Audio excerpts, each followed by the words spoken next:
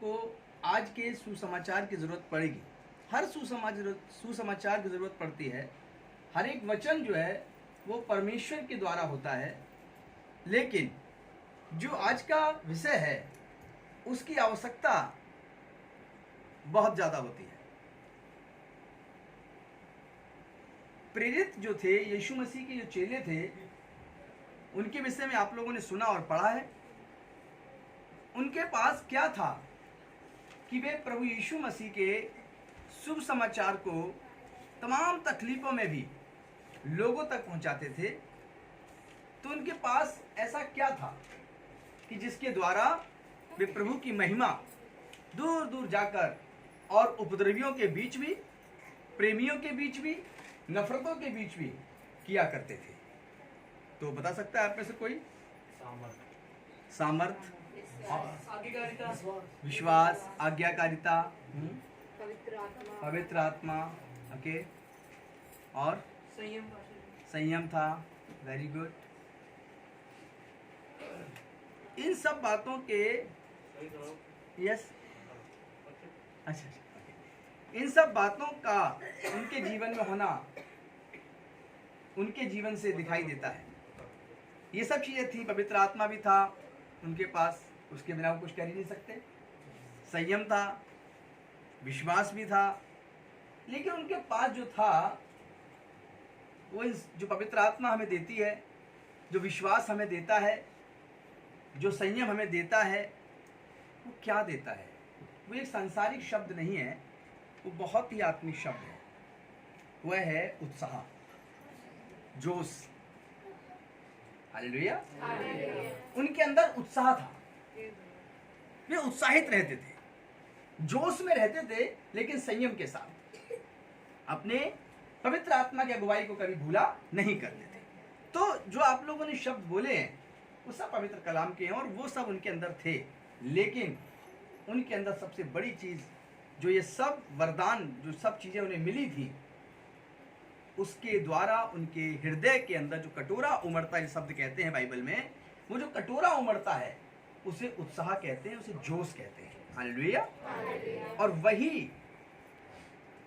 प्रेरितों के जीवन के अंदर था, जिसको उनकी जिंदगी में हमें देखने को मिलता है। आप एक जब विश्वास की जिंदगी जी रहे हैं और ऐसे दौर में आप विश्वासी बने हैं, जो उसी समय को याद कराता है जिस समय में प्रेरित प्रचार करने जाते थे, उनको मारा जाता था, उनको पीटा जाता था, उनके कपड़े फाड़ दिए जाते थे, और जब वे मंडली में बैठ के प्रार्थना करते थे, उस मंडली पे आकर अचानक लोग हमला कर दिया करते थे। हालेलुया। तो बड़ा आनंद का समय है आपकी जिंदगी के लिए। ये बड़ा ही पवित्र आत्मा की महिमा से भरा समय है हिंदुस्तान के लिए, हमारे देश के लिए, और उन लोगों के लिए जो ईसा मसीह पर विश्वास करते हैं। हालेलुया। क्योंकि अब आपके समय एक ऐसा दौर है जिस दौर में आप प्रेरित बनकर उभर सकते हैं। हालेलुया। जिस दौर में आप एक कलीसिया के लिए इस्तेमाल किए जा सकते हैं, प्रभु की देह के लिए इस्तेमाल किए जा सकते हैं। अगर आज से 40 साल 30 साल पहले आप होते तो हो सकता है ठंडी गुनगुनी कलीसियाओं में शुमार हो जाते, लेकिन आज जोशीला, गर्माहट से भरा हुआ, पवित्रता से भरा हुआ एक परमेश्वर आपकी जिंदगी के जीवन को देखना चाहता है, और वो आपकी गवाहियों से मिलता है देखने को। तो आज का जो दौर है, जो आज का जो समय है, जिसमें हम सब लोग प्रभु का कलाम सुन रहे हैं, वह आपकी जिंदगी के लिए किसी न किसी एक प्रेरित के रूप में हो सकता है। बहनों के लिए किसी न किसी जो यीशु मसीह की शिष्याएं थी, जो यीशु मसीह की मंडली में शामिल थी, उनके अनुसार भी उनका जोश और जुनून हो सकता है। हालेलुया। लेकिन क्या ये उपद्रव, क्या ये चर्चों का कलीसियाओं के ऊपर हमला, क्या ये विश्वासियों को जेल खाने में डाल देना, पासवानों को मारना, क्या ये प्रभु के काम को रोक सकता है? नहीं रोक सकता। पौलुस कहता है कि मुझे मेरे मसीह के प्रेम से कौन अलग कर सकता है? ना तो मृत्यु और न अंधकार, न नंगाई, न उपद्रव, और न ही किसी प्रकार की और अड़चन हमें मसीह के प्रेम से अलग नहीं कर सकती। ये प्रेरितों के अंदर का जोश था, ये प्रेरितों के अंदर का जुनून था, और जिस प्रेरित जोश जुनून से भरा होता था, उसकी कलीसिया भी वैसी ही गर्माहट से भरी हो। हालेलुया। तो आज आपकी जिंदगी के अंदर वो उत्साह परमेश्वर देखना चाहता है, और वो जुनून आपके अंदर देखना चाहता है, वो जोश आपके अंदर देखना चाहता है, जो प्रेरितों की किताब के अंदर उपद्रवियों के बीच में, परमेश्वर के लोगों के बीच में था। हालेलुया। जैसे कि आज आपकी गवाही उत्साह और जोश को प्रकट करती है। आइए भजन संहिता से आज के शुभ समाचार की शुरुआत करेंगे। 69 चैप्टर उसकी 9 वर्सेस से हम लोग शुरू करेंगे, और मैसेज है आपका मसीह में उत्साह, जिसको आप जोश भी लिख सकते हैं। तो इसमें हम लोग यीशु का क्रिस्ट इसका आदर्श है। जो प्रभु यीशु है वो इस बात का आदर्श है, उस उत्साह के, जिसका उत्साह हमें मसीह के जीवन में दिखाई पड़ता है। पढ़िए 69 का 9। क्योंकि मैं तेरे भवन की धुन में चलते चलते भस्म हुआ। और बस अब यहाँ पर दाऊद के भजन संहिता को हम लेते हैं, और वहां पर एक शब्द है धुन। धुन शब्द जो है वो किसी कार्य को लगातार करते रहने को दर्शाता है, और ऐसे शब्द को उत्साह और जोश से भरा हुआ कहते हैं। और इस शब्द का इस्तेमाल नए नियम के अंदर पौलुस भी कई बार अपनी पत्रियों में करते हैं, और वो कहते हैं कि मैं तो मसीह की धुन में सवार हूं, मैं तो उसके सुसमाचार की धुन में लगा रहता हूं। हालेलुया। यहाँ पर लिखा है, फिर ध्यान से पढ़ेंगे, पढ़िए। क्योंकि मैं तेरे भवन की धुन में जलते चलते भस्म हुआ। मैं तेरे भवन की धुन में जलते जलते भस्म हुआ। और जो निंदा वे तेरी करते हैं, और जो निंदा वे उपद्रवी तेरी करते हैं, वही निंदा मुझको सहनी पड़ी है। और वही निंदा मुझको सहनी पड़ी है। लेकिन मैं ये अंदर तेरे भवन को लेके धुन सवार है, तेरी महिमा को लेके धुन सवार है। हालेलुया।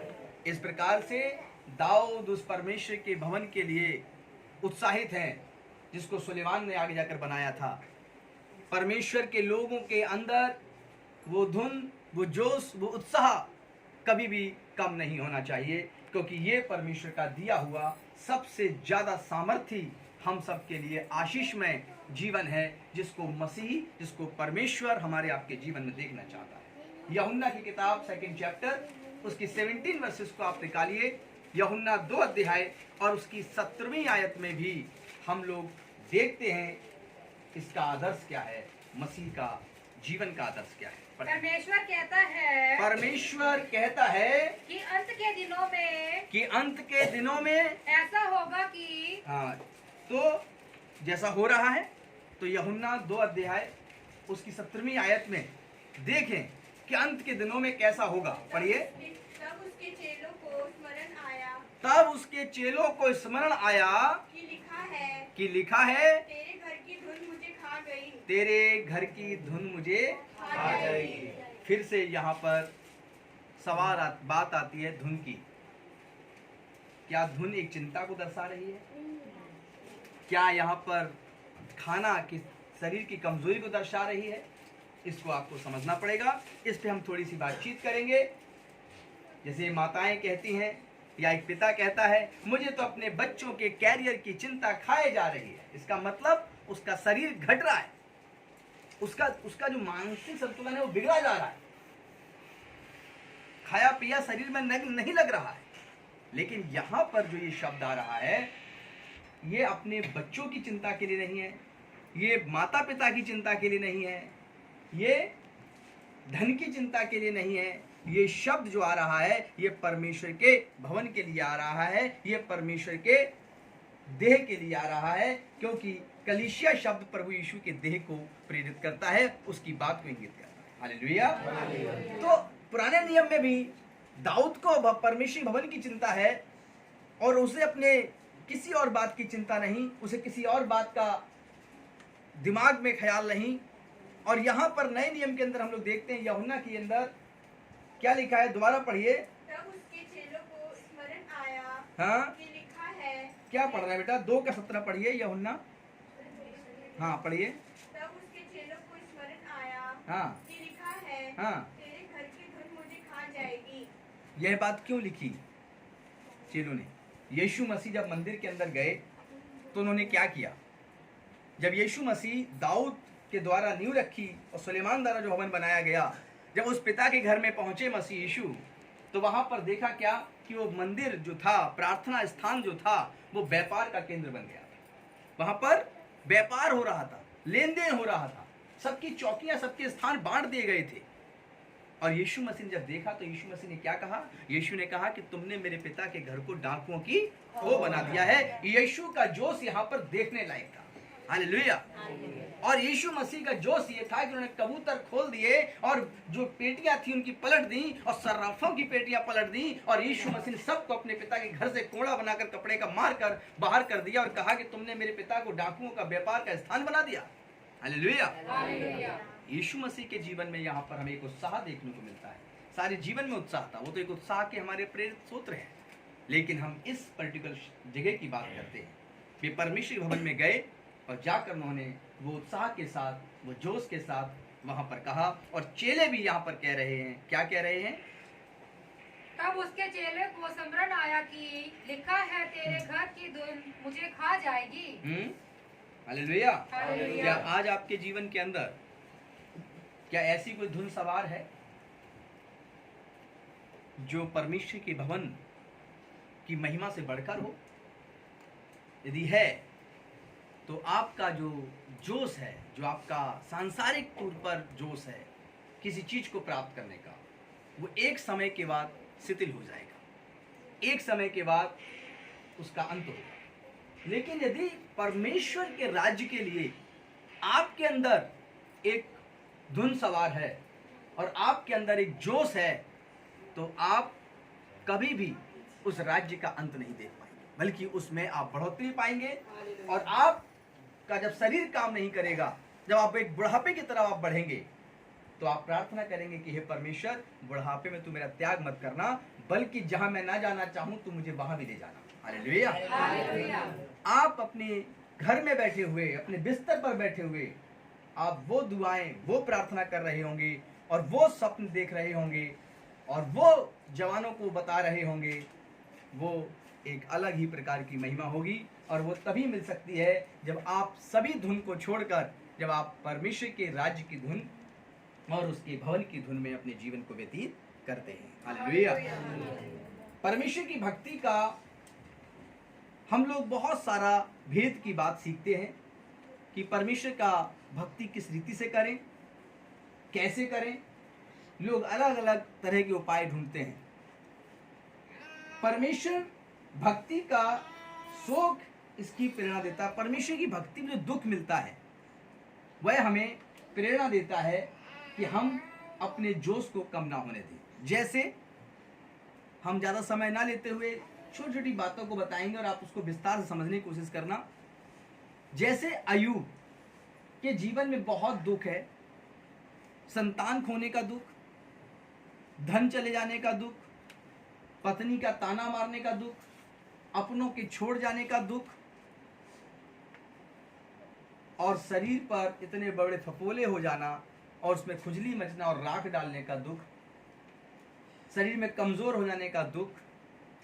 लेकिन उसके बाद भी वो कहता है कि जो दिया था परमेश्वर ने, वही परमेश्वर ने ले लिया। परमेश्वर देता है और परमेश्वर ले लेता है। परमेश्वर की नाम की जय जयकार हो। जो जब कहता है कि परमेश्वर ने दिया और परमेश्वर ने लिया, उसके नाम की जय हो। ये क्या समझते हैं? ये एक धुन है जो अय्यूब के दिमाग में परमेश्वर के राज्य के लिए है, जो परमेश्वर की भक्ति के लिए है, जो परमेश्वर की सेवा के लिए है, जो परमेश्वर के लिए है। वहां पर पत्नी के लिए नहीं है उसके अंदर धुन सवार, बच्चों के लिए नहीं है धुन सवार, वहां पे अपने जो भेड़ बकरियां चोरी हो गई उसके लिए धुन सवार नहीं है। वहां पर उसके अंदर धुन सवार है तो परमेश्वर के लिए, यहोवा के लिए। हालेलुया। वह शरीर में कमजोर है, उसके मित्र देखते हैं और सूंघते हैं कि क्या बदबू आ रही है इसके शरीर के अंदर, कैसे इसके पास बैठे। 10 से 15 कदम दूर बैठकर वे उसका हालचाल पूछते हैं। और एक समय ऐसा था कि वे बैल बूटे के वस्त्र पहनकर उसके संग सोया करते थे, बैठा करते थे। लेकिन वक्त आया, उसके जीवन में दुख था, लेकिन धुन किस बात की सवार थी? धुन का अर्थ उसका उत्साह, उसका जोश किस रीति का था? वो था परमेश्वर में बढ़ने की रीति। हालेलुया। परमेश्वर को एक विस्तार से उसने अपनी जिंदगी के अंदर प्रकट करके दिखाया। आज मेरे प्रिय लोगों, आप जिस दौर में हैं और कलीसियाएं जिस दौर में यहाँ पर पूरी दुनिया में चल रही हैं पवित्र आत्मा के द्वारा, वहां पर पवित्र आत्मा एक ही चीज आज आपको देना चाहता है, सब वरदानों के बीच में, कि आप सब कुछ प्राप्त करें। जितने प्रकार के वरदान हैं आपको दिए जाएंगे, लेकिन उन सब का एक ही काम होता है कि आप परमेश्वर के उत्साह से, परमेश्वर की धुन से, परमेश्वर के राज्य के जोश से कभी अपने आप को अलग ना करें। Hallelujah, hallelujah. दूसरा कुरिन्थियों 7 अध्याय उसकी 10 और 11 आयत को पढ़िए। दूसरा कुरिन्थियों 7 अध्याय उसकी 10 और 11 आयत क्या कहती है? क्योंकि परमेश्वर भक्ति का शोक, क्योंकि परमेश्वर भक्ति का शोक और ऐसा पश्चाताप उत्पन्न करता है, परमेश्वर भक्ति का शोक और ऐसा पश्चाताप उत्पन्न करता है जिसका परिणाम उद्धार है। हालेलुया। ऐसा वो क्या करता है? भक्ति का शोक और पश्चाताप प्रकट करता है कि जिसका परिणाम उद्धार है। यदि कोई इंसान ये रोए कि मेरे अपने बिछड़ गए हैं, कोई इस बात के लिए रोए कि मेरा धन जो था वो चोरों ने चोरी कर लिया है, कोई इस बात के लिए रोए कि मेरा व्यापार था वो नष्ट हो गया है, और उसी की धुन सवार बनाए रखे, तो क्या उससे उद्धार मिल सकता है? उससे मोक्ष मिल सकता है? नहीं। क्या उससे निजात मिल सकती है? नहीं। वो कहे कि मैंने बहुत बड़ी बड़ी परीक्षाएं दी, मैं उसमें फेल हो गया, तो क्या वो जिंदगी के किसी और कार्य में सफल हो सकता है? नहीं। उसके अंदर धुन जो सवार हो, अपने लक्ष्य को लेकर कभी कमजोर नहीं पड़नी चाहिए। हालेलुया। और अय्यूब अपने लक्ष्य को जानते थे, इसीलिए यहाँ पर लिखा है, क्या बेटा पढ़िए? क्योंकि परमेश्वर भक्ति का शोक, हाँ, ऐसा पश्चाताप उत्पन्न करता है। जब आपके जीवन के अंदर भक्ति होती है, जब कोई दुख आता है आपकी जिंदगी में, जैसे कि अय्यूब की जिंदगी में कोई दुख आया, और जैसे कि हम लोगों ने पुराने नियम के अंदर भी नबियों के जीवन में कई प्रकार की कठिनाइयों को देखा है, सुना है, और वैसा ही कोई दुख आपकी जब जिंदगी में आता है तो जिसका परिणाम उद्धार है, और उस दुख के कारण आपको पश्चाताप प्राप्त होता है, और पश्चाताप के बाद आप माफी मांगते हैं या परमेश्वर का धन्यवाद देते हैं, जिसका परिणाम होता है उद्धार। आज आपके जिंदगी में दुख है, आज आप अपने आप को ये कहने में डर जाते होंगे कि मैं यीशु मसीह पे विश्वास करता हूँ, जीसस क्राइस्ट ने मुझे चुना है। अगर इस बात का उत्साह आपकी जिंदगी के अंदर कमजोर पड़ रहा है, तो आपको एक बार फिर अपने इस मसीह की सलीब पर नजर डालनी होगी कि वो किस जोश और आनंद के साथ उस पर था, और कहता है, पिता इन्हें क्षमा कर, ये जानते नहीं कि ये मेरे संग क्या कर रहे हैं, मैं कौन। हालेलुया।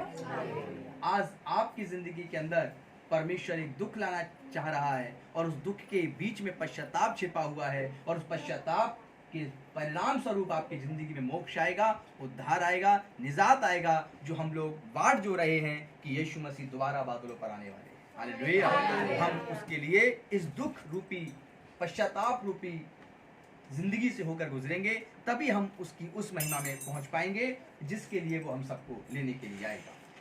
संतों में यह प्रबल होता है, जो संत प्रवृत्ति होती है, अर्थात संत का अर्थ जो प्रभु की प्रेरिताई से जीवन व्यतीत करते हैं, जो प्रभु की प्रेरिताई से अपने जीवन को चलाते हैं, जिनके अंदर वैसी ही धुन सवार होती है कि अब मुझे मसीह के लिए जीना है और अपने मसीह के लिए अपनी जिंदगी को व्यतीत करना है, तो उनके अंदर यह इच्छा बहुत प्रबल होती है। पढ़िए भजन संहिता 119 और उसका 139, 119 का 139 वर्सेस को पढ़िए, और देखिए कि किस प्रकार के अंदर एक संत प्रवृत्ति के लोगों के जीवन में ये शब्द प्रयोग किया जाता है। पढ़िए। मैं तेरी धुन में भस्म हो रहा हूँ। और वो कहता है, एक संत प्रवृत्ति का व्यक्ति, जैसे कि पतरस थे, पौलुस थे, याकूब थे, यूहन्ना थे, या आज के समय में ऐसे बहुत से दास होंगे जो पवित्र सेविकाई पूरे वर्ल्ड में कर रहे होंगे, प्रभु ने इस्तेमाल कर रहा होगा, या आप में से जितने भी लोग हैं जो अपने आप को प्रभु के लिए, उसकी धुन के लिए समर्पित करना चाहते हैं, उसके राज्य के लिए समर्पित करना चाहते हैं, तो ये शब्द आज आपकी जिंदगी के लिए है जो परमेश्वर ने इस कलाम में रखा है। पढ़िए इसको। मैं तेरी धुन में भस्म हो रहा हूँ। और कहना है आपको कि मैं तेरी धुन में भस्म हो जा रहा हूँ, क्योंकि मेरे सताने वाले हाँ, तेरे वचनों को भूल गए हैं। Praise the Lord. मेरे सताने वाले तेरे वचनों को भूल गए हैं। और आज के समय जो सताव चल रहा है, आज के समय जो कलीसियाओं पे उपद्रव चल रहा है, आज के समय में जब आपने प्रेम करना सीख लिया है, दुश्मनों को माफ करना सीख लिया है, जब आपने अपनी जिंदगी में पापों को छोड़कर पश्चाताप करके उद्धार के मार्ग पे चलना शुरू कर दिए हैं, तो आपके जीवन में उपद्रव आ गया है, आपके जीवन में सताव आ गया है, आपके जीवन में बाउंडेशन लग गई है, आपको जेल खाने में डालने के लोग तैयार हैं, तो ये समझ लेना कि आपके अंदर जो ये शब्द लिखा है, क्या लिखा है बेटा आखिरी लाइन? क्योंकि मेरे सताने वाले तेरे वचनों को भूल गए हैं। तो आप एक ही बात कहना है कि जो आज मुझे तेरे नाम के कारण सता रहे हैं, वो तेरे ही परमेश्वर वचनों को भूल गए हैं। हे सृष्टिकर्ता, तेरे ही राज्य का जीवन उनके जीवन से अलग हो गया है। हालेलुया। यह प्रवृत्ति किसके अंदर होती है? ये जो जीवन है, जो ये शब्द है, ये किसके अंदर होता है? ये वचन किसके जीवन में होना चाहिए?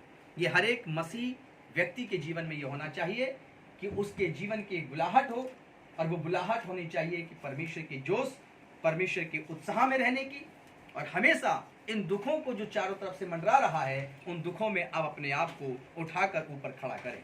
आइए, दूसरों के भले कार्यों में आपकी उत्सुकता कैसी होती है? क्या आज आप भलाई करना चाहते हैं? तो क्या आप कहेंगे ना? क्या कहेंगे? तो भलाई करने के लिए मान लीजिए कि एक व्यक्ति है जिसके पास शाम का खाना नहीं है, और आपको पता लग गया है कि मुझे शाम को उसे 2 वक्त शाम को उसे रोटी देनी है, भोजन देना है, तो क्या आप लोग उसे रोटी शाम को देने जाएंगे? देने जाएंगे। पता लग गया कि अगले दिन सुबह भी सुबह खाना नहीं है, तो देने जाएंगे? देने जाएंगे। हालेलुया, प्रभु आपको आशीष दे। लेकिन आपके पड़ोस में एक व्यक्ति और है जिसका बच्चा नशे में चला गया है, जिसकी बेटी का जीवन तमाम प्रकार के क्रोध, भय, डर से भर गया है, उस घर में अशांति है, तो क्या आप उस घर के अंदर उसको जीवन की रोटी देने जाएंगे? 2 लोग यहाँ पर बैठे हैं, एक तरफ वो है जिसके घर में खाना नहीं है, रोटी, और एक वो घर है जिसके अंदर घर में बिखराव आ चुका है, नशा घुस चुका है, व्यभिचार घुस चुका है, व्यसन घुस चुका है, आपस में बिदात पीसते हैं, और डेली उस घर से लड़ाई झगड़ों की आवाजें आती हैं। आपके सामने एक ही भूखा दिख रहा होगा कि उसको रोटी खिला दे, लेकिन आपको ये भी भूखा दिखना चाहिए जिसके पास परमेश्वर का वचन ही नहीं है, जिसके पास जीवन की रोटी नहीं है, जो यीशु मसीह ने कहा था, जीवन की रोटी मैं हूं। अब आप इन दोनों घरों की तरफ देख रहे हैं, इधर भी जाऊं इधर भी जाऊं, लेकिन सामने एक घर है जो उपद्रवी का घर है, जो मसीह के विरोधी का घर है, जो सिर्फ इस ताक में लगा हुआ है कि कौन यीशु मसीह के नाम से प्रार्थना कर रहा है, इसी काम से लगा रखा है। अब आप सोच रहे हैं कि यार इसको तो रोटी दे आऊंगा, लेकिन इसको मैं प्रभु के गीत कैसे सुनाऊं, इसको प्रभु के बारे में कैसे बताऊं? पता लग जाएगा लोगों को। आप चुपचाप पास्टर जी को फोन करते हैं, बताते हैं पास्टर जी आप ही चले आओ, मेरा नाम मत लेना। तो क्या आप जोशीले हैं? पवित्र आत्मा है आपके अंदर? क्या उत्साह है आपके अंदर? यही तो उत्साह की जरूरत है जो प्रेरितों के अंदर हो सकता है, आपके अंदर नहीं है।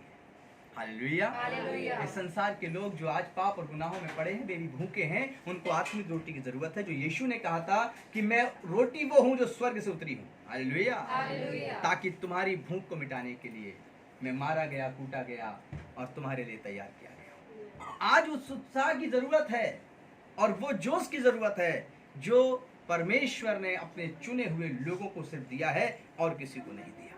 हालेलुया। जब 2 प्रभु के चेले थे, जब उनको मारा गया बैतों से और खूब मारा उनको, और मारने के बाद उनसे कहा यहाँ पर यीशु के नाम का प्रचार मत करना। पवित्र बाइबल में लिखा है प्रेरितों की किताब के अंदर। तो बता सकते हैं उन 2 दासों चेलों का नाम क्या था?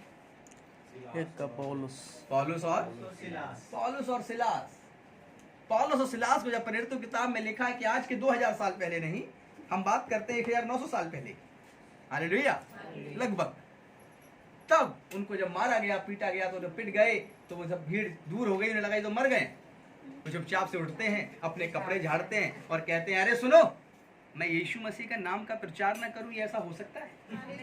हालेलुया। मैं तो यीशु मसीह का ही प्रचार करूं कि वो मुक्तिदाता है। ये उत्साह आपके अंदर होना चाहिए। हालेलुया। ये उत्साह नहीं होना चाहिए कि दांत के बदले दांत, आंख के बदले आंख, कान के बदले कान, हाथ के बदले हाथ। हालेलुया। ये उत्साह तो उनको शोभा देता जिनके पास गुरु और प्रभु यीशु नहीं। हालेलुया। हमारे और आपके जीवन के अंदर जो उत्साह चाहिए पवित्र आत्मा का उत्साह है, जिसके शब्द आप लोगों ने लिए थे कि पवित्र आत्मा, आप लोगों ने कहा कि संयम, आप लोगों ने कहा कि विश्वास, आप लोगों ने किसी में कहा प्रेम। ये सब चीजें आपके अंदर एक अलग सा उत्साह पैदा करें। और आज आप नजर डालिए अपने इलाके में और प्रभु से घुटने टेक के प्रार्थना करिए और कहिए कि प्रभु मुझे ऐसे घरों के विषय में बता जहां पर शाम की रोटी लड़ाई और झगड़े से खाई जाती है, जहां के जवान बेटे और बेटियां बिगाड़ दिए हैं, जहां के घर के अंदर सुकून और शांति नहीं है, जहां के घर के बेटे बेटियां पढ़ने लिखने नहीं जाते हैं। प्रभु मुझे भेज, मैं तेरे नाम से जाऊंगा और उस घर से अशांति को दूर करूंगा, उस घर से कलेश को दूर करूंगा, उस घर से नशे को दूर करूंगा, उस घर से व्यभिचार को दूर करूंगा, उस घर से नफरत को दूर करके उस घर में प्रेम की स्थापना करूंगा जो परमेश्वर ने सृष्टि के आरंभ से दिया है।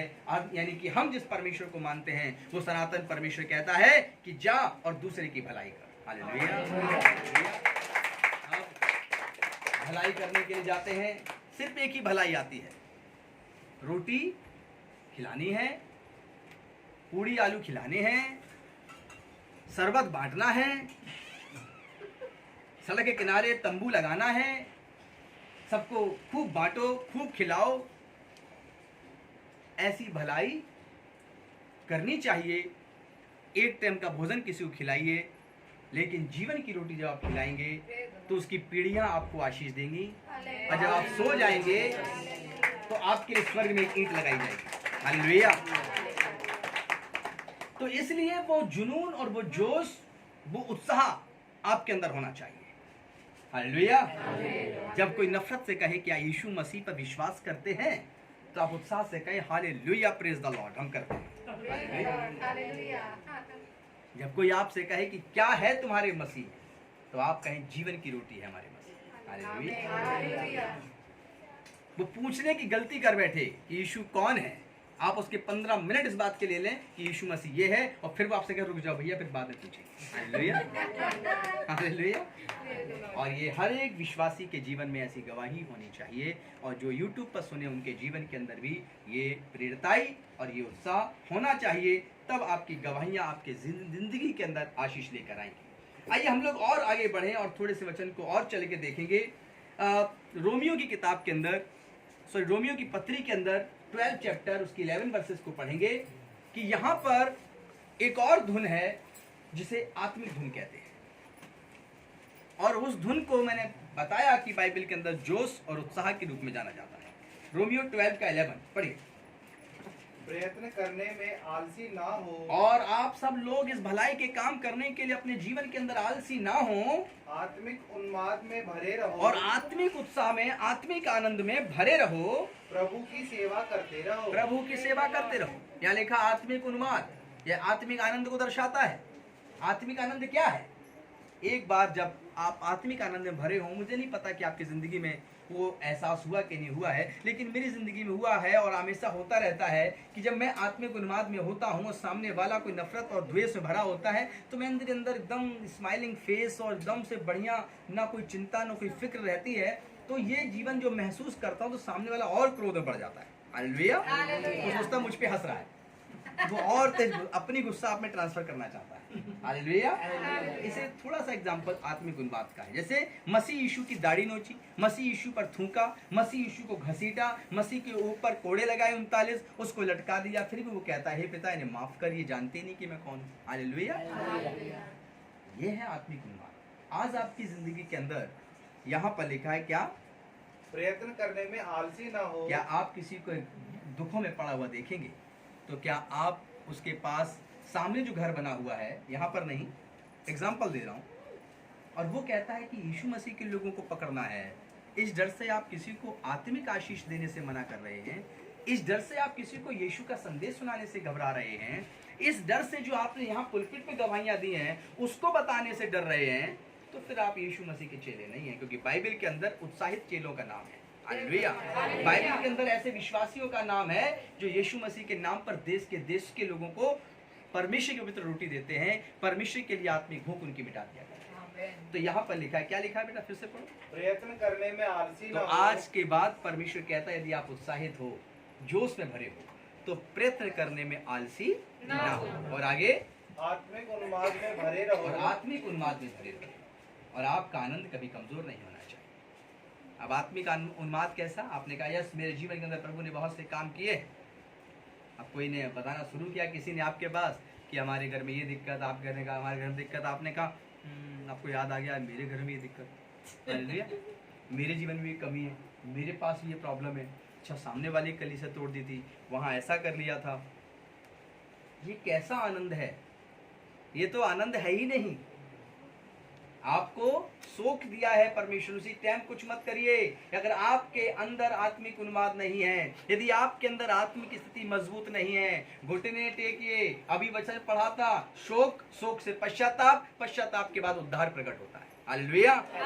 शोक से ही पश्चाताप उत्पन्न होता है और पश्चाताप जब हो जाता है तो उद्धार प्राप्त हो जाता है। और जब उद्धार पाया हुआ व्यक्ति होता है वो उत्साह में भरा होता है, जोश में भरा होता है। जैसे कि पौलुस, जब पौलुस कलीसियाओं को सताने वाला था, ये पौलुस क्या करता था? मसीह मंडली को देखकर उसे मारता था और उसे बंदी बनाता था।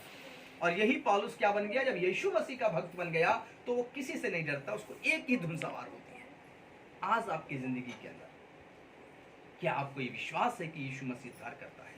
क्या आप विश्वास करते हैं कि यीशु मसीह उसी पिता परमेश्वर के बारे में बताने आया है जो सनातन परमेश्वर है? हालेलुया। तो आपको ये विश्वास हो जाता है तो आप फिर आत्मिक उन्माद में भरकर प्रेरित होकर दूसरे को बताएंगे और अपने पड़ोसी को जिस गड्ढे में वो पड़ा हुआ है पाप के, उससे आप निकाल लाएंगे तो परमेश्वर आपके जीवन के अंदर और उत्साह और आनंद देगा। हालेलुया। लेकिन यदि आप संसार के लोगों से, उनकी बातों से शर्मा जाएंगे तो मत्ती 5 के अंदर लिखा है कि यदि तुम नाना प्रकार के उपद्रव होते हुए देखो, तुम्हारे विषय में लोग झूठ बोले, निंदाएं करें, तुम्हें सताएं, तो तुम उनसे मत डरना, क्योंकि हमारे लिए स्वर्ग में बड़ा प्रतिफल होगा। हालेलुया। तो आज आपको इस प्रतिफल को पाने के लिए आपके अंदर क्या होना चाहिए? एक उत्साह होना चाहिए। हालेलुया। और आपके अंदर एक जुनून होना चाहिए, जैसे कि धुन सवार होनी चाहिए, जैसे कि पौलुस के अंदर थी। और यह आज परमेश्वर आपको देगा। भले कार्यों में लगे रहिए। गलातियों किताब के अंदर निकालिए 4 अध्याय उसके 18वीं आयत। सिर्फ जोश जुनून इस बात का नहीं कि आप मसीह के सुसमाचार से भरे हो, लेकिन आप इस बात को भी ध्यान रखिए कि परमेश्वर ने एक भलाई करने का हाथ यदि आपको दिया है तो भलाई करने अभी अपने जीवन से आप बंद मत करिएगा। ये भी एक जोश का, उत्साह का दूसरा स्वरूप होता है। पढ़िए। पर यह भी अच्छा है हाँ। कि भली बात में हर समय मित्र बनाने का यत्न किया जाए। हाँ, भली बात में सबको मित्र बनाने का यत्न किया जाए। अगर किसी को रोटी चाहिए तो रोटी दीजिए, वचन ही सुना के मत चले आइए। हालेलुया। हो सकता है कि उस परिवार के अंदर लड़ाई झगड़े हो, कलेश हो, शाम की रोटी ना बनी हो, तो वचन की रोटी तो आपने उसे दे दी है, लेकिन शाम का भोजन भी उसे आप खिला सकते हैं। हालेलुया। और यहाँ पर फिर क्या लिखा है? न केवल उसी समय की जब मैं तुम्हारे साथ रहता हूँ। हालेलुया। और प्रभु यीशु मसीह क्या कहता है? वो इमानुएल के रूप में कहता है कि जहाँ कहीं तू जाएगा मैं तेरे संग संग चलूंगा, मैं तेरे संग रहता हूँ। जहाँ तू उपस्थित होता है वहाँ मैं उपस्थित होता हूँ। जब तू घुटने टेक के प्रार्थना करता है तो मैं तेरी प्रार्थना को सुनकर उसका उत्तर देता हूँ। तो परमेश्वर कहता है कि जब तू भलाई करने के लिए आगे बढ़ेगा तो मैं तेरे संग रहूंगा, मैं तेरे पास रहूंगा। हालेलुया। जब प्रभु यीशु मसीह के 2 चेलों को पकड़ लिया गया और उनको बंदी बना लिया गया और उनको जेल खाने में डाल दिया, दरोगा ने 7 पैरों में उसको बंद कर दिया। और जब बंद कर दिया तो वह दरोगा ने देखा कि सैनिक लगा दिए गए हैं और बाहर बैठ गया। वे 2 चेलों का नाम कोई बताएगा? जेल में जो बंद हो गए, एक पतरस, दूसरा यूहन्ना तो नहीं था?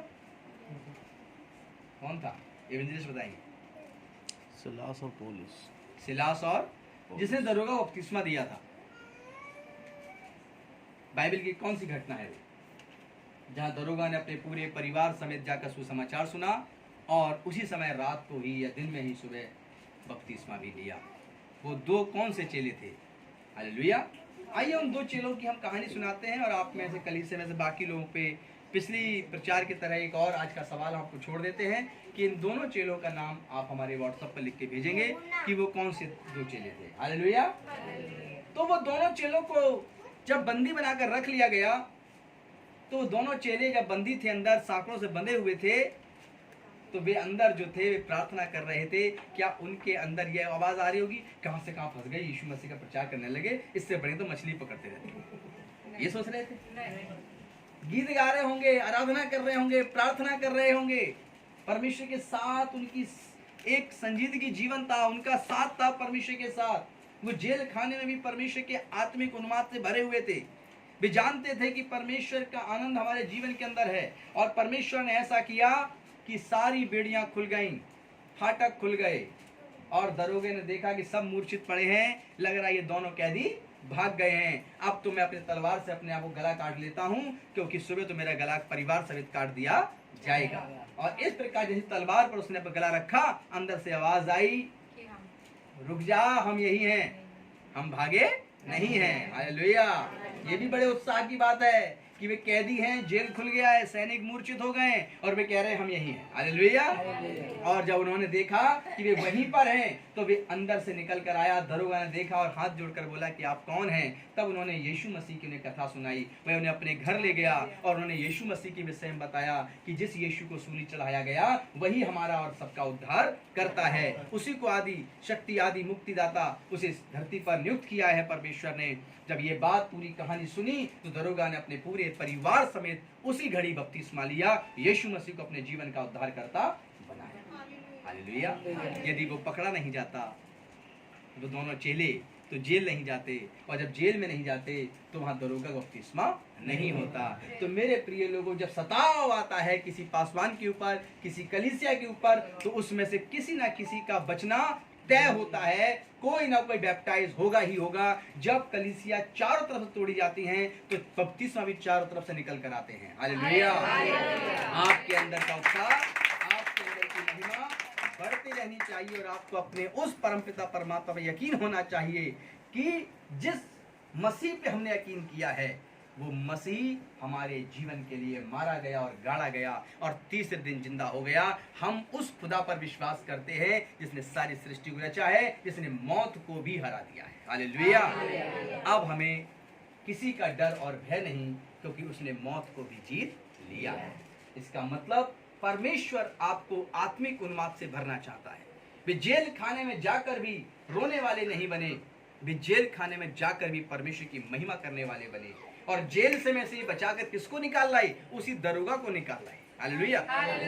जो एसएचओ होता है आजकल थाने के अंदर, उसी को निकाल कर उस जमाने में ले आया, वो परमेश्वर की महिमा करने लगा। वो सोचिए कि आज आपकी जिंदगी के अंदर जो सताव कोई आएगा तो घबरा मत जाना, क्योंकि आप सताव में डर गए, घबरा गए, तो आप उत्साही नहीं है, आप जोश वाले नहीं है। आपकी गवाहियां यहाँ पर इसलिए हैं क्योंकि आप भीड़ में शामिल हैं। ये गवाहियां तब होनी चाहिए जब उपद्रवियों की भीड़ ज्यादा हो और आप अकेले हो। हालेलुया। तब आपके जीवन की गवाही होनी चाहिए। तब उनको बताइए कि यीशु मसीह कौन है, उद्धारकर्ता कौन है। तब देखिए कि वे अपने गुरु की जैसा स्वभाव रख रहे होंगे और हम अपने मसीह जैसा स्वभाव रख रहे होंगे, और फल अपने पेड़ से पहचाना जाता है। पेड़ अपने फल ही नहीं, पेड़ अपने फल से पहचाना जाता है। हालेलुया। Praise the Lord. इसका मतलब आप कॉन्शियस हैं, सुन रहे हैं मेरी बात को। मैं इसीलिए थोड़ा ऐसे बोलता हूँ, है ना, ताकि कलीसिया पता लगे जागृत है कि नहीं, है ना। तो पेड़ अपने फल से पहचाना जाता है। जब सामने उपद्रवी हो और आप अपनी गवाही दे रहे हो, फिर जंजलाहट देखिए चेहरे पे किसके हो। हालेलुया। और आपके चेहरे पे वो आत्मिक उन्माद होगा कि आप एक गाल भी कर रहे होंगे, दूसरा गाल भी कर रहे होंगे, पीठ भी आप उसको दे रहे होंगे कि इसने भी तू मार ले भाई, तो तसल्ली पा ले। हालेलुया। फिर भी उसको तसल्ली नहीं मिलेगी। वो अपने इष्ट के ऐसा बन रहा होगा और हम सर्वश्रेष्ठ परमेश्वर के समान बन रहे होंगे। हालेलुया। यहाँ पर दोनों को ही अपने अपने गुरु का स्वभाव दिखाने का मौका मिलता है, जिसे दुनिया गवाही के रूप में जानती है। तो इसलिए जोश, ये उत्साह आपकी जिंदगी में आने वाले 10 साल के लिए और भी जरूरी है। हालेलुया। अच्छा, 10 साल, इसका मतलब पास्टर जी 10 साल तक ऐसा ही, ऐसा तब तक होगा जब तक मसीह यीशु बातों पर नहीं आएगा। हालेलुया। इसलिए आपकी जिंदगी के ये सुसमाचार इसलिए नहीं कि आप लोगों को गिरा दें, बल्कि इसलिए है कि आप अपने आप को मसीह के लिए यदि छोटा बनाएंगे तो मसीह आपको बड़ा बनाएगा। हालेलुया। लेकिन डर के नहीं, जोश के साथ, उत्साह के साथ, आनंद के साथ उनका सामना करिए, क्योंकि बाइबल में लिखा है तुम उसका सामना करो और वो तुम्हारे सामने से कौन? सामना करिए। हालेलुया। दरोगा जिसने पौलुस और सिलास को पकड़ा है, दरोगा जिसने पतरस और यूहन्ना को पकड़ा, दरोगा वो जिसने और लोगों को पकड़ा, बहुत से चेलों को पकड़ा। हालेलुया। लेकिन क्या सारे के सारे चेले डर गए? नहीं डरे। वे वहां से किसी न किसी को निकाल लाए। आज आप अपने घर के पड़ोस को देख के मत चौंकिए। यदि आप अपनी बस्ती में, आज अपने घराने में अगर अकेले विश्वास करने वाले हैं, तभी तो आप नमक कहलाए गए। Hallelujah, hallelujah. कभी ये तो घर में ऐसा नहीं हुआ होगा कि भाई 1 किलो नमक की सब्जी बना लो आज। कहा किसी ने, भाई क्या लाए हो? बोले 1 किलो नमक लाए, बना लेना जरा। बोले आलू, बोले 2। ऐसा हुआ कभी? नहीं। तो नमक तो चुटकी भरी काम करता है ना। Yes. तो इसलिए परमेश्वर कहता है तुम धरती का स्वाद हो, तुम धरती का नमक हो। हालेलुया। तुम नहीं तो ये धरती पर स्वाद नहीं है। इस बात का उत्साह मनाइए, इस बात का जुनून, इस बात का जोश आपके अंदर होना चाहिए कि जिस रब पे आप विश्वास करते हैं वो आपको प्रेम करने की सामर्थ्य देता है, उनसे भी जो आपको सताते हैं। हालेलुया। इस बात पे आपको उत्साहित होना चाहिए। ये पवित्र बाइबल हमें और आपको सिखाती है। आइए प्रेरितों की किताब में चलते हैं। अब जिस किताब का प्रचार कर रहे हैं हम, 26 अध्याय 29 आयत। प्रेरित 26-29। और दूसरों की मुक्ति की इच्छा आप में होनी चाहिए। दूसरों की मुक्ति की इच्छा, उसे मुक्त करो। वो वाला मुक्त नहीं। हालेलुया। उसको पढ़िए। पौलुस ने कहा परमेश्वर से मेरी प्रार्थना है, परमेश्वर से मेरी प्रार्थना है कि क्या थोड़े में, क्या थोड़े में, क्या बहुत में, क्या बहुत में, केवल तू ही नहीं, क्या तू ही नहीं, परंतु जितने लोग आज मेरी सुनते हैं, हाँ, इन बंधनों को छोड़ वे मेरे समान हो जाए। किसके समान हो जाए? पौलुस के समान। पौलुस कहता है मेरे समान हो जाए। हालेलुया। पौलुस कहता है कि जैसे मैं धुन में सवार हूँ, वैसे ये सब मेरी धुन में सवार हो जाए। पौलुस कहता है जैसे मैं एक दिन मसीह लोगों को सताया करता था, जब स्तिफनुस मारा गया, चेला स्तिफनुस मारा गया था, उसको मारने में भी शामिल यदि कोई था तो पौलुस था। हालेलुया। यहूदियों के संग योजना बनाने में यदि कोई शामिल था तो पौलुस था। हालेलुया। कि कैसे कैसे इनको पकड़ा जाए, कैसे कैसे इनके लिए योजनाएं बनाई जाए। क्या आज योजनाएं बन रही हैं? क्या हम ऐसे दौर में हैं कि योजनाएं, प्लानिंग तैयार की जा रही है? तो डरना किस बात का? योजनाएं तो राजाओं ने बनाई, राजा ही नहीं रहे। हालेलुया। योजनाएं जिन्होंने बनाई उनका राज्य ही नहीं रहा। मसीह था और रहेगा। हालेलुया। धन्य है वे जो मसीह के लिए सो गए, क्योंकि वे अपने जीवन का मुकुट पा गए। हालेलुया। आपको इन बातों का उत्साह आपकी जिंदगी के अंदर होना बहुत जरूरी है। तो इसलिए इस आयत को फिर से सुनेंगे सभी लोग। पौलुस ने कहा, हाँ, परमेश्वर से मेरी प्रार्थना है, हाँ, कि क्या थोड़े में, क्या बहुत में, केवल तू ही ने नहीं, जितने लोग आज मेरी सुनते हैं, इन बंधनों को छोड़ वे मेरे समान हो जाएं। Praise the Lord. हालेलुया। आज एक प्रचारक यदि पवित्रता और सामर्थ्य में है तो ये कहे कि कलीसिया में सारे प्रचारक मेरे समान हो जाएं या मुझसे भी बड़े हो जाएं। हालेलुया। क्योंकि आज सिर्फ मेरे अकेले विश्वास करने से काम नहीं चलेगा। आज सिर्फ मेरे अकेले उत्साहित होने से काम नहीं चलेगा।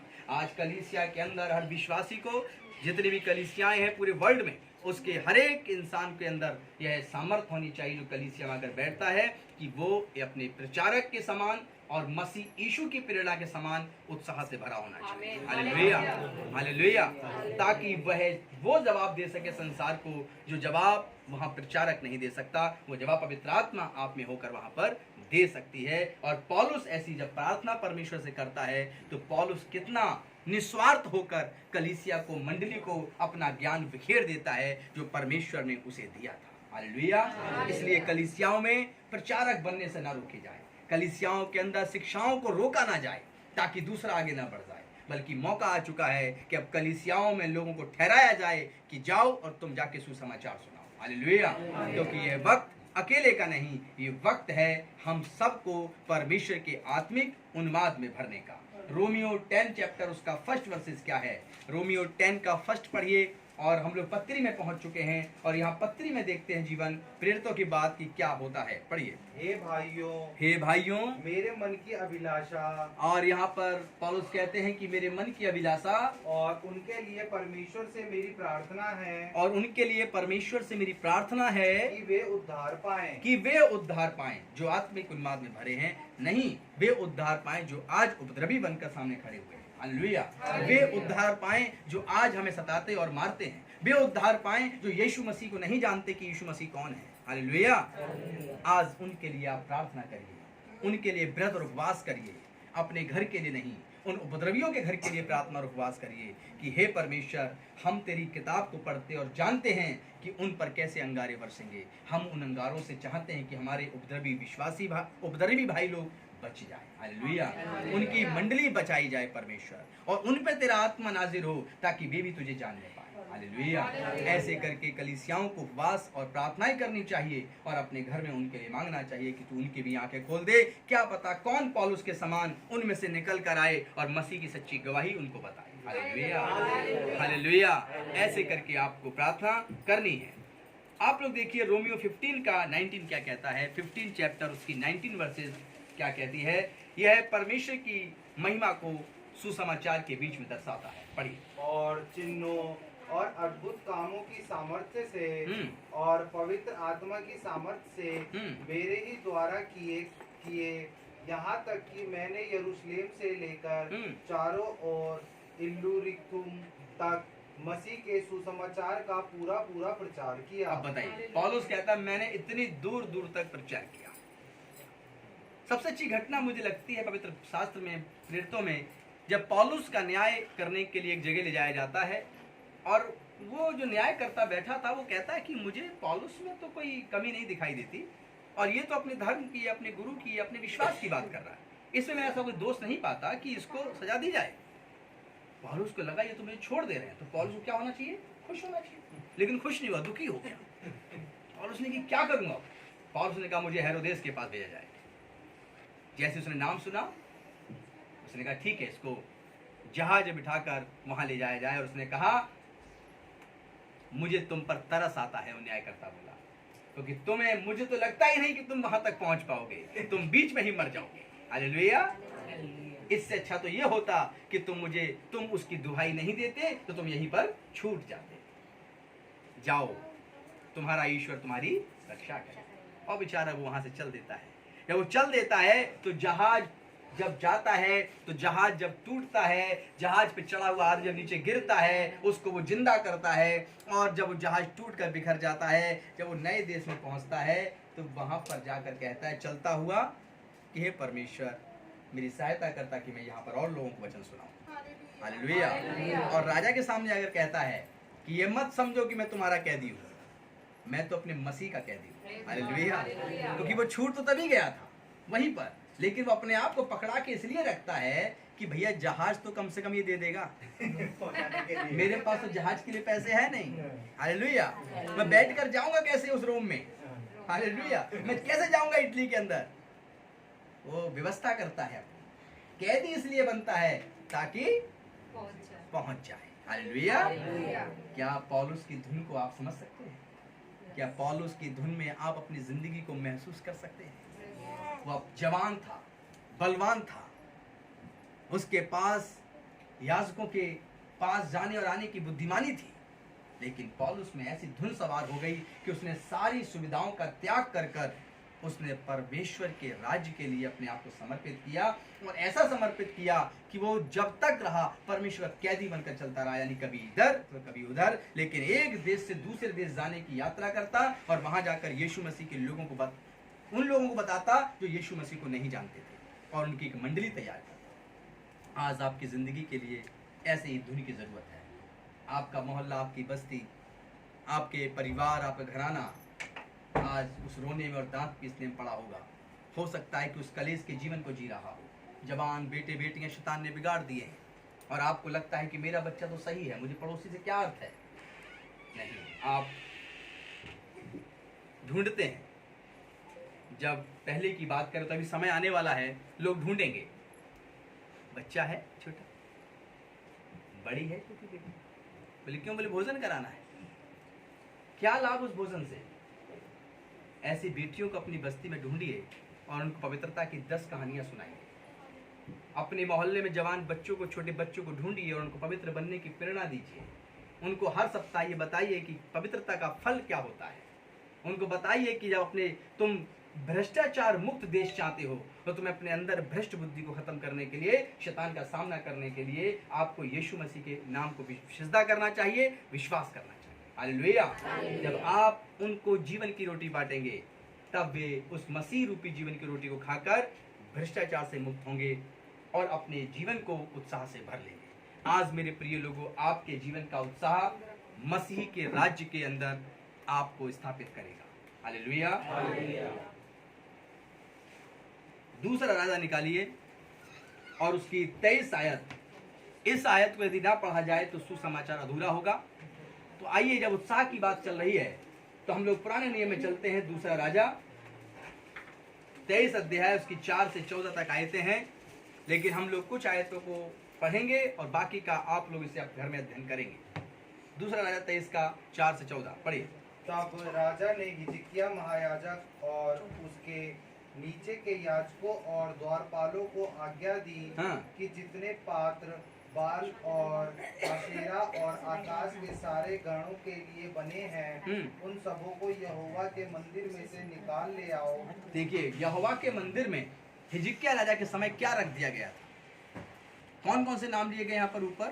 बाल और अशेरा। बाल और अशेरा 2 प्रकार के ऐसे देवता थे उस समय, जिसकी प्रतिमा बनाकर परमेश्वर के भवन के अंदर रखा और परमेश्वर के याजकों ने उनके देवताओं को, जो कि थे ही नहीं, उसमें स्थान दिया, जिसका परिणाम यह हुआ कि इजराइल बिगड़ गया था और इजराइल की प्रजा भी भ्रष्ट हो गई थी और घूसखोरी, रिश्वतखोरी बहुत बढ़ गई थी। और वे परमेश्वर के मेमनों को जब अर्पण करने ले जाते थे तो उसके लिए भी लूले लंगड़े, अंधे या कटे फिटे पशुओं की बलि नहीं दी जाती। मेमना निर्दोष होना चाहिए। वो जो बाहर मंदिर के जो याजक खड़ा होता था, लेविये खड़े होते थे, वे चुपचाप से पैसे लेके जेब में रख लेते थे और अंधे मेमने को ही बलि कर दिया करते थे, पास कर दिया करते थे कि हाँ ये मेमना सही है। क्या था? किसका असर था? ये असर था अशेरा और बाल का। हालेलुया। उसके आते ही इजराइल की प्रजा के अंदर ये सारी चीजों के, जो परमेश्वर के साथ चलने का जो उत्साह था, यहोवा के साथ चलने का जो जुनून था, जो जोश था, वो खत्म हो चुका था। हालेलुया। जब तक आपकी जिंदगी के अंदर उत्साह है परमेश्वर के साथ चलने का, तब तक आप वो 3 बन सकते हैं जो एक लंबी चौड़ी मूरत को ढा सकते हैं। हालेलुया। आगे पढ़े बेटा, जहाँ छोड़ा था वहीं पर, जल्दी पढ़िएगा तेज तेज। तब उसने उसको यरूशलेम से बाहर किद्रोन के खेतों में फूंककर उनकी राख बेतेल को पहुंचा दी। और उसने क्या किया? राजा ने, हिजकिय्याह ने उनको बाहर निकाला और उनको आग लगा दी और फूंक दी और उनकी राख भी अपने यहाँ रखने नहीं दी, उनको बाहर कर दिया। और फिर क्या हुआ? जिन पुजारियों को यहूदा के राजाओं ने यहूदा के नगरों के ऊंचे स्थानों में और यरूशलेम के आसपास के, बस हालेलुया। और इसकी आगे घटना आप लोग खुद पढ़ सकते हैं कि फिर उस हिजकिय्याह राजा ने क्या क्या किया और कैसे कैसे कर वो अपना जोश और अपनी धुन वहां पर उसने प्रकट की पवित्र कामों के लिए। हालेलुया। अब हम बात करते हैं ऐसे 3 लोगों की जो अकेले थे उस देश के अंदर। उस देश का एक राजा था और उस राजा ने अपनी बहुत ऊंची प्रतिमा बनाई और उस प्रतिमा को बनाकर उसने कहा कि मेरे देश में जो लोग मेरी मूरत के सामने आकर सर झुकाएंगे, राजा ने कहा उसको अन्न और जल दिया जाएगा, उसके घर में रोटी कमी होने नहीं दी जाएगी। लेकिन जो सर नहीं झुकाएगा उसका सर उसके धड़ से अलग कर दिया जाएगा। अब तो बताइए, कोई राजा का हुक्म ऐसा है कि ना माने? नहीं। सब लोग मानेंगे। हालेलुया। सब लोग कहेंगे भाई राजा ने कहा है तो हुक्म मानो। जैसे कि अपने यहाँ कुछ बजाया, कहीं कुछ किया, कहीं कुछ किया ना, बहुत से घटनाएं घटी है ना। कुछ मसीह भी डर के हमारे ऐसा करने लगे। हालेलुया। तो ऐसे ही कुछ हुक्म राजा ने दिया। जब राजा ने वो हुक्म दिया तो सब ने आकर, सब भीड़ लग गई, सब ने घुटने टेक के सिजदा कर लिया मूरत को। लेकिन ये 3 थे जो यूं ही खड़े रहे, नहीं झुके। सेनापति ने बोला, बताओ तुम 3 क्यों झुके? बोले हम अपने यहोवा को छोड़ किसी को सिजदा नहीं करते। उस यहोवा का मतलब सृष्टिकर्ता से है जिसका कोई रूप और रंग नहीं होता। हालेलुया। उस परमेश्वर से जिसने सारी सृष्टि को रचा, उसकी फोटो हो दिखा दो। उन्होंने सिजदा नहीं किया। राजा के सामने जाया गया, राजा ने क्या किया? उनको आग के भट्टे में डलवा दिया। बोले सिजदा करोगे तो ठीक है, नहीं आग के भट्टे को 7 गुना और दहका के बोला इन्हें डाल दो। जब उन्हें कपड़ों समेत डाल दिया गया तो वहां पर वो तीनों खड़े थे उस आग के अंदर, और कोई चौथा था जिसका मुंह परमेश्वर के समान था, तेजमय, वो उनके चारों तरफ घूम रहा था। हालेलुया। वे 3 नहीं परंतु 4 दिख रहे थे। राजा ने कहा अरे ये तो जल ही नहीं रहे हैं, गेट खोलो, इन्हें बाहर निकालो। जब बाहर निकाला तो उनका बाल तक नहीं जला था। हालेलुया। राजा ने कहा बताओ तुम किस परमेश्वर की आराधना करते हो? उसने कहा हम यहोवा की आराधना करते हैं। हालेलुया। उसने कहा जाओ मेरी मूरत को गिरा दो और इसके ही परमेश्वर के नाम का परचम फहरा दो, इसके परमेश्वर को छोड़ दूसरा परमेश्वर है ही नहीं। हालेलुया। क्या था उनके अंदर? डर की आत्मा थी? नहीं, पवित्र आत्मा थी। पवित्र आत्मा थी। पवित्र आत्मा कैसे प्रकट हुआ? उत्साह के रूप में, जोश के रूप में। हालेलुया। आत्मिक उन्माद के रूप में, विश्वास के रूप में।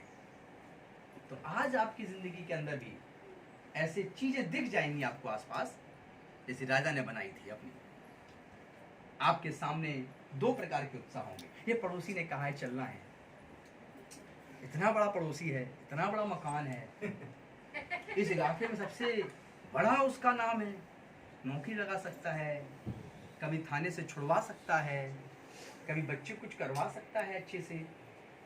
इसकी बात कैसे टाल दें? चलो सजदा कर ही लेते हैं, यीशु के नाम से नहीं, यीशु के नाम से हम ऐसा कुछ ही बोल देंगे, चले आएंगे। हालेलुया। कहाँ गया आपका उत्साह? कहाँ गया उस पहले सृष्टिकर्ता पे विश्वास? हालेलुया। क्योंकि उस परमात्मा की जिसने सारी सृष्टि को रचा, जिसे शब्द ब्रह्म कहते हैं, जिसे शब्द गुरु कहते हैं, उसकी कोई तस्वीर स्टैचू है ही नहीं। तो दुनिया में उस खुदावंद की, उस परमात्मा की कोई तस्वीर बना ही नहीं सकता। हालेलुया। अब आप जब सिजदा कर लेते हैं या नहीं भी करते हैं तो सम्मिलित हो जाते हैं, तो आपका उत्साह नहीं है, आपका कंप्रोमाइज है। हालेलुया। यदि वो 3 लोगों ने भी कंप्रोमाइज किया होता तो उस राजा की मूरत ना ढही होती और उन 3 लोगों के द्वारा वहां पर सच्चे परमेश्वर की इबादत नहीं हुई होती। हालेलुया। क्या वो आप अपने घराने में 3 लोग हैं? क्या वो आप अपनी बस्ती में 3 लोग हैं? क्या इस देश के लिए वो 3 लोग आप हैं? हालेलुया। आपको सिर्फ प्रचारक की तरफ नहीं देखना, कलीसिया के प्रमुख की तरफ नहीं देखना, बल्कि आज आपको देखना है अपनी तरफ। मैं कौन हूं बाइबल के अनुसार, पवित्र शास्त्र के अनुसार मेरी क्या अहमियत है कलीसिया के अंदर? मैं क्यों बुलाई गई हूं या मैं क्यों बुलाया गया हूं? और मेरा परमेश्वर के साथ रिश्ता क्या है?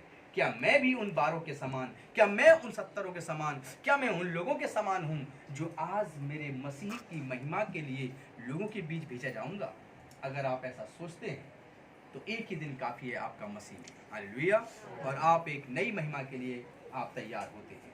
तो मेरे प्रिय लोगों, उस दूसरे राजा के अंदर हम लोगों ने जो देखा, हिजकिय्याह ने किया, और जो देखा कि दानियेल की किताब के अंदर जो परमेश्वर के चुने हुए 3 लोगों ने किया, आज के समय में आज आपको ऐसा उत्साह चाहिए जो पौलुस के समान आपको धुन सवार करे, पतरस के समान आपको ऐसी विश्वास की आत्मा से भरे, और तमाम वो प्रेरित जिनके नाम पवित्र किताब में लिखे हैं उनके समान आपको बनाए।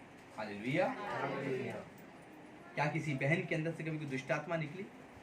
तो एक मैंने प्रचार किया था एक जगह तक, तो एक बहन बोली हाँ जी निकली। तो हमने आप बाइबल में किसके समान अपने आप को देखती हैं? बोली मरियम मगदलिनी के समान। हालेलुया। क्योंकि उसके अंदर दुष्ट आत्माएं समाई थी, कई दुष्ट आत्माएं थी मरियम मगदलिनी के अंदर, और जब ये निकल गई तो आनंद से भरी रहती थी, उसको एक ही धुन सवार होती थी, यीशु मसीह का सुसमाचार सुनना है। हालेलुया। और जहां वो जाते थे वो साथ साथ जाती थी स्त्रियों की मंडली, और उसके सुसमाचार धुन सवार रहती थी। उसको बदले में क्या मिला? उसके उत्साह से भरने में क्या मिला? उसको बदले में ये मिला, जब यीशु मसीह मरकर जिंदा हुए, सबसे पहले मरियम मगदलिनी दर्शन करने वाली थी। हालेलुया। सबसे पहला सुसमाचार उनके चेलों को बताने वाली मरियम मगदलिनी थी। तो मेरे अजीजों, आज आप बहनों के अंदर भी, बेटियों के अंदर भी, भाइयों के अंदर भी, बुजुर्गों के अंदर भी एक उत्साह और एक जोश परमेश्वर आपके जीवन में देखना चाहता है। और ये कलीसिया के प्रचार खत्म होने के बाद जहां से भी ये छोटी मंडली आई है, जिन जिन जगह से आप लोग आए हैं, उस जगह पर आप बड़े उत्साह के साथ चलिए। आपकी बात यदि कोई नहीं मानता है तो आपका उत्साह डबल हो जाना चाहिए। हालेलुया। वाह, आज मुझे निगलेक्ट कर दिया गया, ऐसा तो होशे को भी कर दिया गया था। हालेलुया। आज मेरे घर वालों ने मेरे विषय में अपमान कर दिया, आज मेरे घराने के लोगों ने मुझे आउट कर दिया, आज मेरी बस्ती के लोगों ने मुझे तुच्छ नजरों से देखा। वाओ, प्रेज द लॉर्ड परमेश्वर, मैं तो उन चेलों के समान होने लगा हूं जो 12 चेले थे, उनको भी संसार ने सताया और तकलीफ दी थी। प्रभु तेरा धन्यवाद हो कि आज मैंने तेरे लिए संसार की बहुत सी बातों को सुना है। ऐसा ना हो घर पे आए और कहें पास्टर जी, बोले हाँ, बोले यार बड़ा लफड़े में डाल दिया आपने। बोले क्या? और जब से प्रभु यीशु को ग्रहण किया बड़ा टेंशन हो गई। बोले क्या? और कोई बात ही नहीं मानता, घर वालों ने छोड़ दिया है, पत्नी बात नहीं मानती है, पति ऐसे कहता है, मोहल्ले वाले साथ नहीं देते हैं, बस्ती में अकेला पड़ गया हूँ, पास्टर जी या बस बख्श दो। हालेलुया। एक ये जीवन है जो दर्शाता है यहूदा इस्करियोती को। जरूरी नहीं कि आप पासवान को धोखा दें। उस यहूदा इस्करियोती ने जो यीशु मसीह का ऐसा चेला था जिसने यीशु को धोखा दिया था, और यीशु मसीह ने कहा कि यदि मेरे लिए कोई अपने प्राण खोएगा तो अपने प्राण पाएगा, और जो अपने बचाना चाहेगा वो खोएगा। हालेलुया। हमारा मसीह कितना महान है। उसने ये नहीं कहा जाओ यदि कोई मेरे नाम के विषय में गलत कहे तो उसे मार दो, तो तुम सीधे वहीं जाओगे हेवन, जन्नत। नहीं, मसीह ने कहा यदि तुम मेरे लिए अपने प्राण खोते हो तो तुम उसे पाओगे। हालेलुया। और अपने दुश्मनों को भी माफ करो। मेरे प्रिय लोगों, एक उत्साह की यदि बात ना की जाए तो वो उत्साह नहीं रहेगा। और वो उत्साह था यीशु मसीह के चेले का, जिसने सबके सामने यीशु मसीह का प्रचार किया। जब यीशु मसीह जिंदा होकर जा चुके थे स्वर्ग में, जब उसने प्रचार किया आंगन में खड़े होकर, तो वहां पर सारे यहूदी आए, उसे पकड़कर खींच के ले गए, उसे पत्थरों से मारने वाले का नाम था स्तिफनुस। हालेलुया। और जब स्तिफनुस को मारा तो स्तिफनुस गिरा हुआ कहता है, पत्थर उसके लग रहे हैं, वो कहता है आसमान तक देखकर मैं स्वर्ग को खुला हुआ और परमेश्वर के पुत्र को खड़ा हुआ देख रहा हूँ। हालेलुया। और बाहें फैलाए हुए मेरा इंतजार कर रहा है, मुझे बुला रहा है। और पहला चेला है जो सीधा स्वर्ग में प्रवेश किया, और उसके लिए स्वयं परमेश्वर का पुत्र सिंहासन से खड़े होकर उसका इंतजार करता है। हालेलुया। क्या उत्साह था स्तिफनुस का। हालेलुया। उपद्रवी जब मार रहे हैं तो वो कह रहा है मैं परमेश्वर के पुत्र को खड़ा हुआ देख रहा हूँ और स्वर्ग के फाटक को खुला हुआ देख रहा हूँ। हालेलुया। फिर भी लोग समझ नहीं पा रहे हैं, लेकिन वहां पर एक था जो उसके उत्साह की कद्र कर रहा था, जिसका नाम था पौलुस। वो अंदर ही अंदर ये सोच रहा था कि यार ये पिट तो रहा है, पत्थर तो लग रहे हैं, लेकिन ये फिर भी कह रहा है कि मैं मसीह को खड़ा हुआ देख रहा हूँ। हालेलुया। परमेश्वर के पुत्र को खड़ा हुआ देख रहा हूँ, स्वर्ग के फाटक को खुला हुआ देख रहा हूँ। ये क्या उत्साह है, क्या दिया गया है इनको। हालेलुया। क्या आज हमारे मसीह जीवन के अंदर उपद्रवियों के, सताव करने वालों के जीवन के बीच में क्या आप एक ऐसे ही मिसाल बनकर, एक विश्वासी बनकर सामने खड़े होंगे? यदि खड़े होंगे तो आप निश्चित है उस परमेश्वर के पुत्र के गोद में होंगे और उसके सिंहासन के करीब होंगे। हालेलुया। लेकिन यदि परमेश्वर नहीं चाहता कि आप उसके राज्य में आए तो कभी भी आप उसके राज्य में प्रवेश नहीं कर सकते। लेकिन जब परमेश्वर चाहता है कि आप उसके राज्य में आए तो ही आप उसके राज्य में प्रवेश कर सकते हैं। आज का सुसमाचार था उत्साह का, और जब यह प्रचार स्तिफनुस पे खत्म मैं कर देता हूँ मोस्टली, क्योंकि फिर मजा आता है कलीसिया के उत्साह को देखने का। अच्छा, प्राण भी खो जाते हैं यहाँ पर, ये मरना पड़ता है, वो करेंगे तो ऐसे हो जाएंगे। हालेलुया। हर चीज की जो दिखता है वो हैप्पी एंडिंग नहीं होती है। हालेलुया। आज स्तिफनुस का नाम आदर से लेते हैं हम और आप, लेकिन उस समय उस देश के अंदर स्तिफनुस की चर्चा हो रही थी। बताओ, मार दिए जाए, लोग डर गए, सहम गए, यीशु का नाम लेना बंद कर गए, यीशु के नाम का सुसमाचार नहीं सुना रहे थे, लेकिन सुना रहे थे तो 12 चेले चुने हुए। हालेलुया। क्यों सुना रहे थे वो 12 चेले? क्योंकि उनके अंदर उत्साह था, उनके अंदर जोश था, उनके अंदर आत्मिक उन्माद था। और ये तीनों चीजें क्यों थी? क्योंकि वे पवित्र आत्मा से भरे थे, उनके अंदर संयम था, उनके अंदर विश्वास था, वे यीशु को अपनी आंखों से देख चुके थे, वे जानते थे कि जो परमपिता परमात्मा को मार जाता है वो यीशु को होके जाता है। इसलिए जो उन्होंने देखा है, जो उन्होंने सुना है, वे इसीलिए कहते हैं क्या मैं जो देखा और जो सुना है क्या उसका प्रचार ना करूं? आज आपकी जिंदगी के अंदर भी यह प्रचार यहीं पर पूरा होता है आज का, कि आज स्तिफनुस के चेहरे को देखकर स्तिफनुस के जीवन को देखकर क्या आप उत्साहित रहना चाहेंगे? हालेलुया। क्या फिर भी आप कहेंगे कि हाँ, मैं यीशु पे विश्वास करता हूँ? हालेलुया। अगर आप फिर भी कहेंगे कि मैं यीशु विश्वास करता हूँ, तो आंधी में वो फल हैं जो बहुत तेज आई लेकिन फिर भी पेड़ से नहीं गिरी। हालेलुया। जो आम आंधी आने के बाद भी लटका रहता है तो लोग कहते हैं यार ये इतनी आंधी आई, देखो 2-4 तो बची गए। हालेलुया। तो आंधी में बहुत से आम झड़ जाते हैं जो कमजोर डाली के होते हैं, लेकिन वे नहीं झड़ते जो मजबूत डाली के होते हैं। हालेलुया। तो ये कुछ दिन की आंधी है, कुछ दिन का तूफान है। झड़ जाएंगे तो परमेश्वर और उसके राज्य से पीछे हो जाएंगे, और यदि लगे रहेंगे तो आप उसकी महिमा के लिए इस्तेमाल किए जाएंगे। और ये सिर्फ हो सकता है तो उत्साह से होगा, आत्मिक उन्माद से होगा, जोश से होगा, लेकिन आत्मा के 9 फलों के द्वारा। हालेलुया। आत्मा के 9 फल। आत्मा का पहला फल क्या है? प्रेम।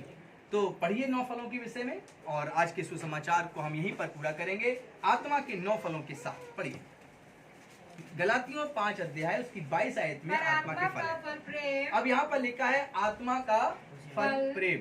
तो मेरा आत्मा के फलों पर भी प्रचार पड़ा है यूट्यूब पर, लेकिन यहाँ पर मैं सिर्फ इतना ही कहूंगा आत्मा का फल। तो यहाँ फल 9 नहीं है, 1 है। उस 1 के अंदर 8 और है। हालेलुया। क्योंकि अगर ये 9 होते फल तो यहाँ पर बहुवचन होता। तो यहाँ पर लिखा आत्मा का क्या है? आत्मा का फल प्रेम। कॉमा लगा होगा, बहन देखिए लिखा है आत्मा का फल लिखा क्या लगा है? कॉमा लगा। तो क्या हुआ? 1 क्या है? प्रेम। अब उसके अंदर क्या क्या है सुनिए। आनंद, शांति, धीरज। अब आपको इन फलों का इस्तेमाल करना है। हाँ जी, हालेलुया। आपको उन फलों का इस्तेमाल करना है।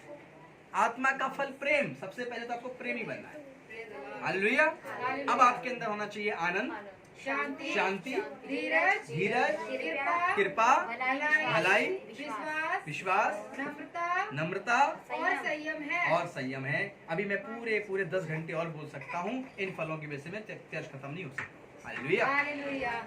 लेकिन इतना ही कहना चाहता हूँ कि यदि आप इस आंधी और तूफान में एक विश्वासी बनकर आए हैं मसीह के चुने जाने के द्वारा, हालेलुया, तो इन आत्मा के फलों के द्वारा जोश और जुनून और धुन आपकी कमजोर नहीं पड़ेगी। हालेलुया।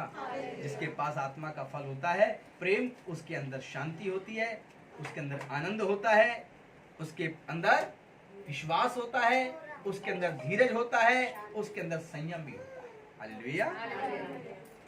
जोश में होश मत खो देना। हालेलुया। तो उसके लिए आत्मा के 9 फलों में संयम भी होता है। मेरे अजीजों, आज आप इस लाइन के बाद जो लाइन पढ़ी जाएगी बाइबल में, वह आपको सब उपद्रवी और सब सताने वालों के सामने ये आयत आशीषित करेगी। पढ़िए इसके आगे क्या लिखा है, लाइन क्या है? ऐसे कामों के विरोध में कोई भी व्यवस्था नहीं। बस इसको याद रखिए। इन आत्मा के फल यदि आपके अंदर हैं तो इसके विरोध में पूरी पृथ्वी पर और दूसरे ग्रह नक्षत्रों पर भी कोई व्यवस्था नहीं है, कोई किताब नहीं लिखी जा सकती है। हालेलुया। हालेलुया। तो आपको जितने किताब पर विश्वास करने वाले आकर आपको उपद्रव करें, आप उसे आनंद से सह लो और एक ही प्रार्थना करना, प्रभु यदि मेरा प्राण खो जाता है इसमें तो मुझे कयामत में खड़े होकर हिसाब किताब देने की जरूरत नहीं पड़ेगी, सीधा स्तिफनुस के समान। हालेलुया। और ये है मेरा आनंद, और यही पादरी का आनंद, मेरे जीवन का आनंद है कि प्रभु वो जीवन वास्तव में मुझे दे, स्तिफनुस के समान हो, जिससे मुझे उस दिन हिसाब किताब देना ना पड़े, तेरे नाम के लिए प्राण खो। ऐसा ना हो कि मैं जा रहा हूँ किसी बारात में और प्राण खो दूं, वो नहीं है, तो लाइन में लगना पड़ेगा, लेकिन स्तिफनुस के समान। हालेलुया। उसकी महिमा के लिए और उसके लिए अगर हम प्राण खोएंगे तो सीधा परमेश्वर के पुत्र को खड़ा हुआ, स्वर्ग के फाटक को खुला हुआ और उसको बाएं फैला हुआ देख रहे होंगे, सीधा अंदर।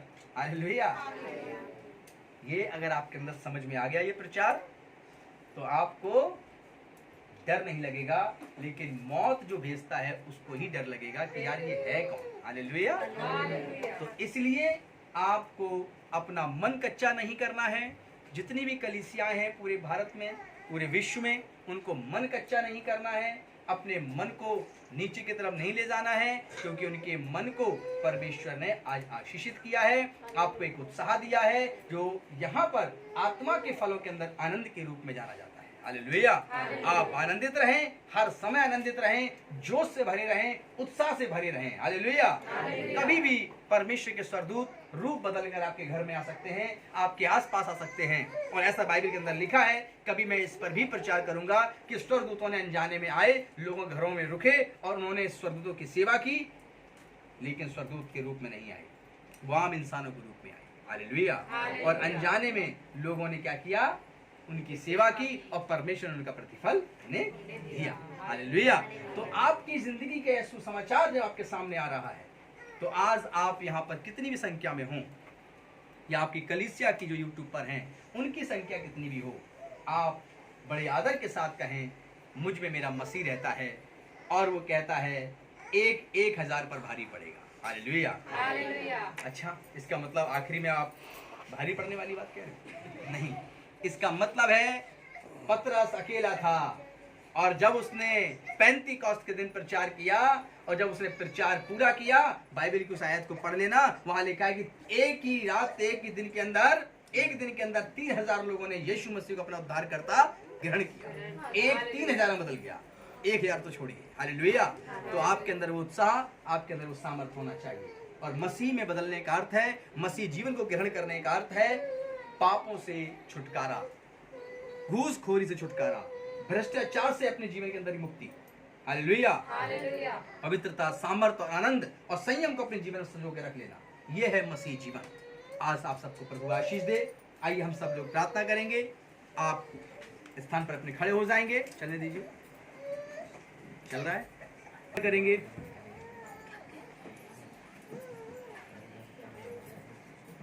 यीशु, मैं विनती और प्रार्थना करता हूं परमेश्वर पिता, आज के शुभ संदेश के लिए।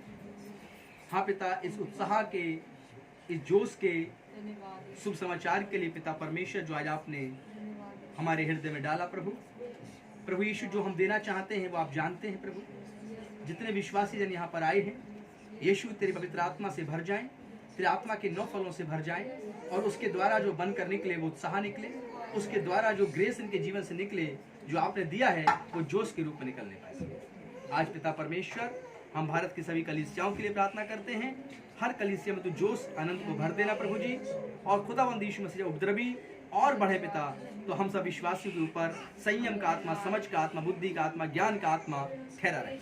यीशु मसीह, आज यहाँ से कोई खाली ना जाने पाए, सब के सब भर कर जाने पाए। तेरा राज्य आए, तेरी महिमा हम सब पर होती रहे, यीशु के नाम। आमीन।